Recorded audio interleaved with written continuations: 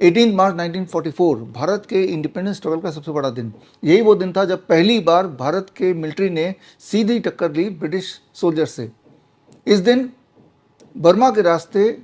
सुभाष चंद्र बोस के नेतृत्व में उनके आज़ाद हिंद फौज ने इम्फाल में एंटर किया और एंटर करने के बाद वहाँ पे पहली बार आज़ाद हिंद फौज का फ्लैग लहराया। जब मैं बोल रहा हूँ ब्रिटिश के सोल्जर्स, तो ये समझना होगा उस वक्त भारत की जो टोटल पॉपुलेशन थी वो थी 40 करोड़ और ब्रिटिश सोल्जर्स जो थे, पुलिस थी, वो थी लगभग 4 लाख। इन 4 लाख में भी करीब 95% वो भारतीय थे, यानी कि मैं उन्हें बोलता हूँ वो गद्दार थे जो अंग्रेज से मिल गए और उनके अंडर उन्होंने पुलिस ज्वाइन कर लिया और उनके अंडर रहते हुए भारतीयों पे ही हमला करना शुरू कर दिया। इन्हें गद्दार बोल सकते हैं, काले अंग्रेज बोल सकते हैं, या फिर ये देश के कैंसर बोल सकते हैं। कैंसर भी ठीक ऐसे ही काम करता है। कैंसर सेल भी हमारे बॉडी के नॉर्मल सेल ही हुआ करते हैं, लेकिन फिर वो गद्दार बन जाते हैं, बागी बन जाते हैं और वो हमारे बॉडी को ही खाने लगते हैं। यहाँ पे समझना होगा जो कैंसर के मरीज, ऐसे मरीज जिनका हीमोग्लोबिन लगातार डाउन हो जाता है, जो कमज़ोर होने लगते हैं, जिनके ट्यूमरस ग्रोथ होने लगता है और बॉडी पेन होने लगता है, तो जब वो इस कैंसर के इलाज के बहाने कीमोथेरेपी, रेडिएशन, सर्जरी या फिर डायग्नोस्टिक के बहाने बायोप्सी, पेट स्कैन, मेमोग्राम वगैरह कराने लगते हैं, तो वो कुछ इस प्रकार होता है जिस प्रकार काले अंग्रेजों के हाथ में बंदूक, गोली, बारूद देना, जिससे वो काले अंग्रेज और पावरफुल होते जाते हैं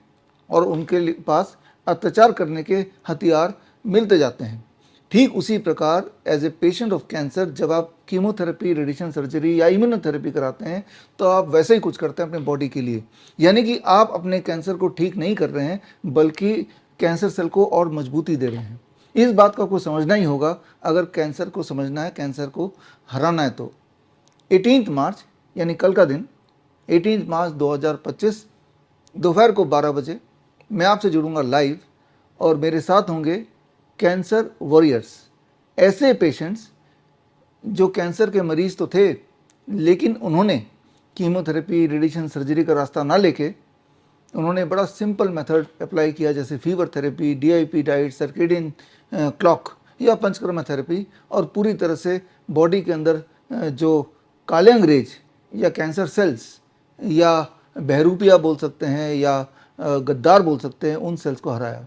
तो उनकी कहानी कल आप सुनेंगे और एक छोटी सी ट्रेनिंग भी होगी और उस ट्रेनिंग के बाद आई एम श्योर कि कैंसर से आपको डर नहीं लगेगा। लेकिन आप में से वो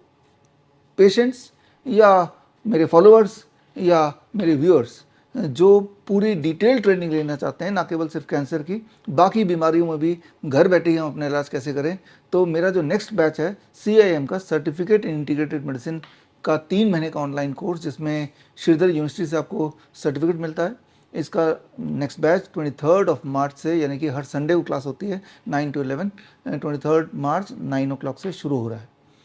इस ट्रेनिंग में ज्वाइन करने के लिए स्क्रीन पे दिए हुए लिंक में जाके आप डिटेल देख सकते हैं, अपना फॉर्म भर सकते हैं। आप में से वो लोग जो नेचुरल तरीके से अपना इलाज कराना चाहते हैं, तो देश में अलग अलग शहरों में अब हमारा डॉक्टर BRC क्लिनिक @home खुल चुका है।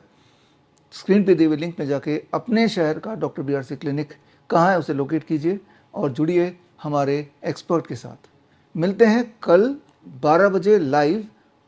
ओनली एट www.coronakal.tv पर। बड़ी से बड़ी बीमारी का आसान से आसान इलाज घर बैठे ही हो सकता है। अधिक जानकारी के लिए कांटेक्ट करें nearest doctor BRC clinic @home।